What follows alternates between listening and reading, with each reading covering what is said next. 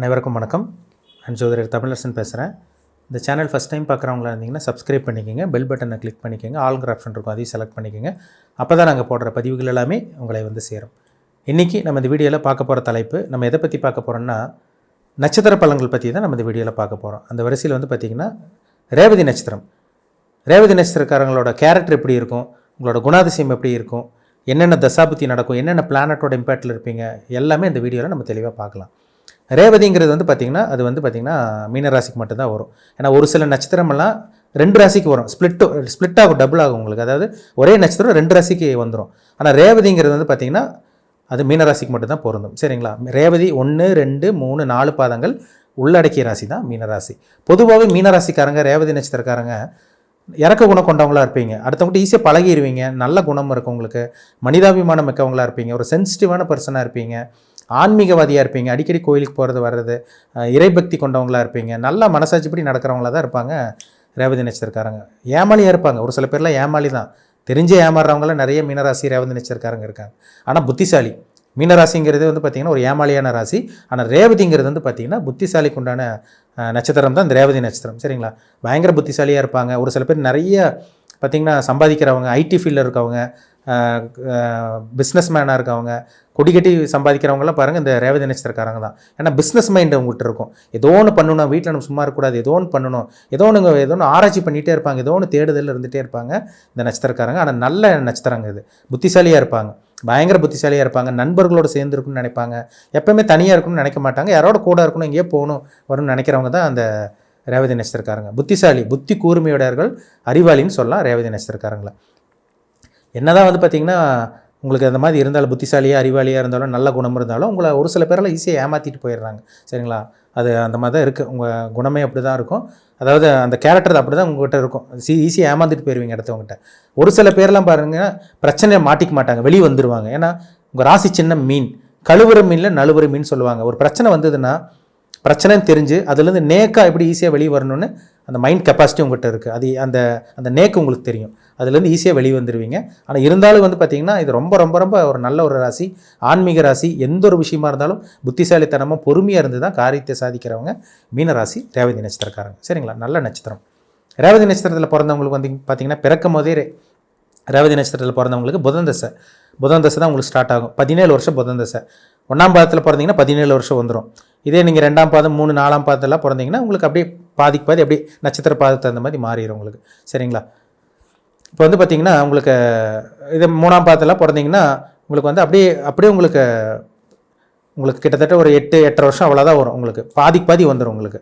என்ன நட்சத்திர பாதத்தில் பிறந்தீங்க பாருங்கள், ரொம்ப முக்கியங்க. அது ரொம்ப ரொம்ப முக்கியம். சரிங்களா? உங்கள் தசாபுத்தி என்ன தசாபுத்தி போயிட்டுருக்கு, உங்கள் வாழ்க்கையில் என்னென்ன சம்பவங்கள் நடக்கும், இதெல்லாமே தீர்மானிக்கிறது ஜாதகத்தில் நடக்கக்கூடிய தசாபுத்தி தான்.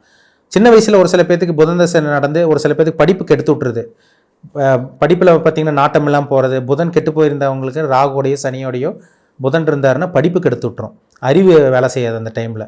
தோல் பிரச்சனை வரும், குடும்பத்தில் ஏதோ தேவையில்லாத குழப்பங்கள் வரும், முன்னேற முடியாமல் போயிடுது.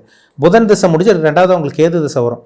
புதன் தசை ஒரு 15 வயசில் இருந்ததுன்னா உங்களுக்கு கேது 20-22 வயசு வரைக்கும் நடக்கும். அந்த கேது திசையில் பக்குவப்பட்டுறாங்க.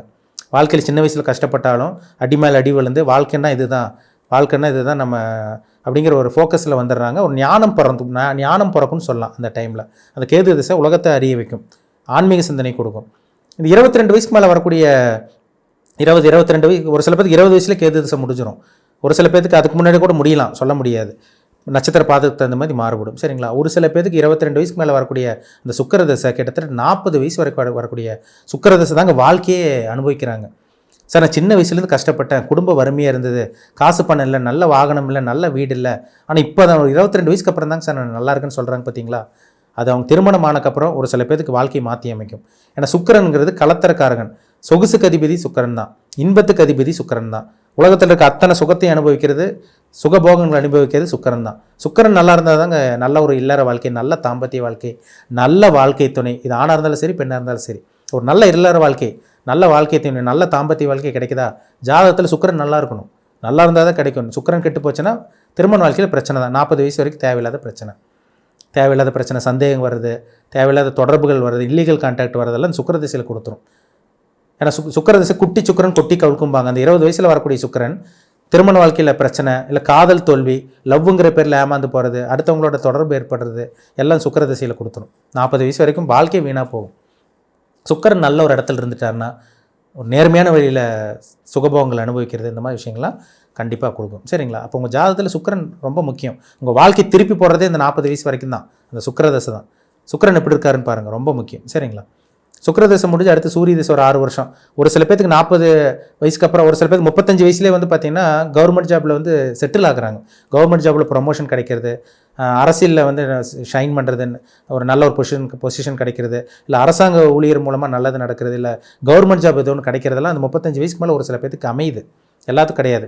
கவர்மெண்ட் பேக்ரவுண்டில் இருந்து அண்டர்டேக்கிங் பண்ணி ஒர்க் பண்ணிகிட்டு இருக்கவங்களுக்கெல்லாம் பாருங்கள் இந்த சூரிய தசையில் தான் நடக்கும். கிட்டத்தட்ட அந்த 35, 40 வயசு, 42 வயசு வரைக்கும், ஒரு சில பேருக்கு 46 வயசு வரைக்கும் சூரிய தசை நடக்கும். நிறைய தொடர்புகள் வரும், நல்ல கான்ட்ராக்ட் கிடைக்கும். அதிகார பதவியில் இருக்கவங்க, ஹெச்ஆராக இருக்கவங்க, மேனேஜிங் போஸ்டிங்காக இருக்கவங்க, சீனியர் மேனேஜராக இருக்கவங்களாம் பாருங்கள் இந்த 46 வயசு வரைக்கும் வரக்கூடிய அந்த சூரிய தசையில் தான் அவங்களுக்கு அமையுது. அதுக்கப்புறம் வந்து பார்த்திங்கன்னா 46 முடிஞ்சு 56 வயசு வரைக்கும் உங்களுக்கு 10 வருஷம், 45லேருந்து ஒரு 55 நம்ம அப்படி அப்ராக்சிமேட் எடுத்துக்கலாம். சந்திர தசை நடக்கும். அந்த சந்திர தசையில் தான் ஒரு சில பேருக்கு வந்து பார்த்திங்கன்னா வெளிநாட்டு தொடர்பு ஏற்படுத்துது. 45 வயசுக்கு மேலே வெளிநாட்டு தொடர்பு ஏற்படுத்துது. சந்திர திசை கெட்டவங்களுக்கு அம்மாவோட ஆரோக்கியம் கெட்டு போகும், அம்மா இறந்து போகிற மாதிரி இருக்கிறது. அதாவது அம்மாவுக்கு வந்து இந்த இறப்பு வர்றதெல்லாம் பார்த்திங்கன்னா ஒரு சில பேருக்கு ரேவதி நட்சத்திரக்காரங்க இந்த 45-50 வயசுக்கு மேலெல்லாம் பார்த்திங்கன்னா அவங்க அம்மாவோட ஆரோக்கியம் கெட்டு போயிடுது. அம்மாவுக்கு ஹெல்த் பிரச்சனை, தேவையில்லாத பிரச்சனைகள் சந்திக்கிறது, அம்மாவோட உடல் ஆரோக்கியம் கெட்டு போகிறது, மருத்துவமனைக்கு போய் அட்மிஷன் பண்ணுறதெல்லாம் இந்த சந்திர திசையில் தான். அப்போ சந்திரன் நல்லா இருக்கணும், கெடக்கூடாது. ஏன்னா சந்திரன் அம்மா, தாய்க்காரகன். சந்திரன் கெடாமல் இருக்கணும். அப்புறம் அவங்களுக்கு வந்து பார்த்திங்கன்னா 55 வயசுக்கு மேலே செவ்வாய் தசை 7 வருஷம் வரும். அது வந்து பார்த்திங்கன்னா 62 வயசு வரைக்கும் போகும். அதுக்கப்புறம் 18 வருஷம். அது 18 வருஷம்னா கிட்டத்தட்ட 75-80 வயசு வரைக்குமே ராகு தசை வரும்.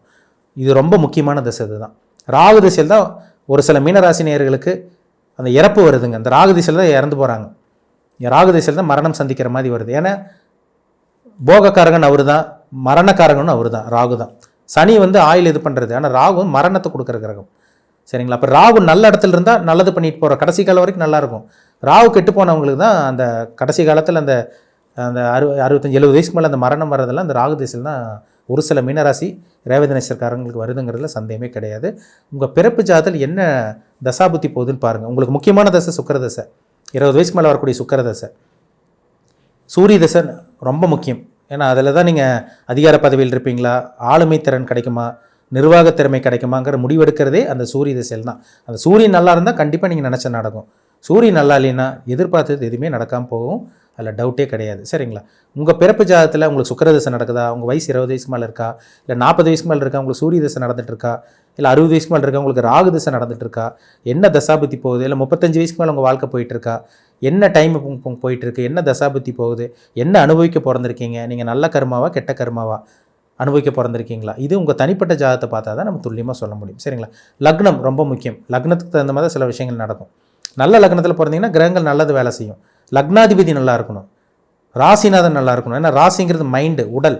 உங்கள் உடல் அமைப்பு எப்படி இருக்குது, உங்கள் மனம் எப்படி இருக்குது, இல்லை குழப்பவாதியா நீங்கள், இதெல்லாமே தனிப்பட்ட ஜாதகத்தை பார்த்தா சொல்லிடலாம் நம்ம. சரிங்களா? எப்போ செட்டில் ஆவீங்க, எப்போ நல்லா இருப்பீங்க, கிரகங்கள் உங்களுக்கு பாசிட்டிவாக நெகட்டிவாக, இதெல்லாமே பார்த்து தெளிவாக தெரிஞ்சுக்குங்க. சரிங்களா? உங்களுக்கு ஒரு ஐடியா கிடச்சிருங்க. ஜாதகம் பார்த்தீங்கன்னா உங்களுக்கு ஐடியா கிடச்சிரும், இதை நோக்கி நம்ம போகலாம் அப்படின்னு ஒரு நீங்களே ஃபோக்கஸ் பண்ணி போயிட்டே இருப்பீங்க. உங்களுக்கு ஒரு தெளிவான ஒரு டிசிஷனை கண்டிப்பாக உங்களால் எடுக்க முடியும். அதனால் உங்கள் தனிப்பட்ட ஜாதகத்தை பார்க்கறது ரொம்ப ரொம்ப முக்கியம். சரிங்களா? மீண்டும் அடுத்த பதிவில் சந்திக்கும் வரை உங்களிடமிருந்து விடைபெறுவது உங்கள் ஜோதிடர் தமிழரசன். இந்த சேனல் பிடிச்சிருந்தால் உங்கள் நண்பருக்கும் உறவினருக்கும் ஷேர் பண்ணுங்கள், லைக் பண்ணுங்கள், சப்ஸ்கிரைப் பண்ணுங்கள், பெல் பட்டனை கிளிக் பண்ணிக்கோங்க, ஆல்ங்கிற ஆப்ஷன் இருக்கும், அதையும் செலக்ட் பண்ணிக்கோங்க. அப்போ தான் நாங்கள் போடுற பதிவுகள் எல்லாமே உங்களை வந்து சேரும். நன்றி, வணக்கம்.